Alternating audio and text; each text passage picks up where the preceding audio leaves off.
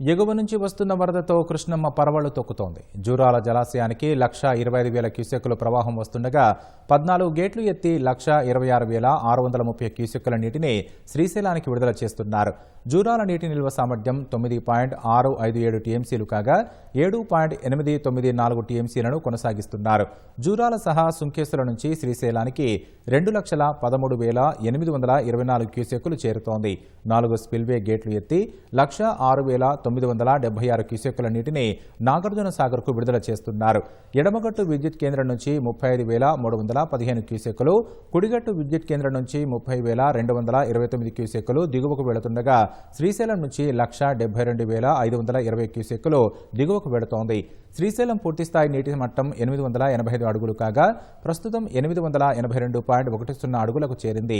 Project నీటి నిల్వ సామర్థ్యం 215.80 టీఎంసీలకు ప్రస్తుతం 200 టీఎంసీలకు చేరువైంది.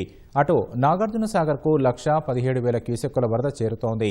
నాగార్జున సాగర్ మొత్తం నీటి మట్టం 590 అడుగులు కాగా ప్రస్తుతం 535.7 అడుగులకు చేరింది.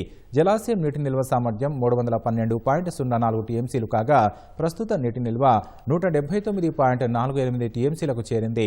సాగర్ నుంచి 4,646 క్యూసెక్కుల నీటిని కాలువలకు వదులుతున్నారు.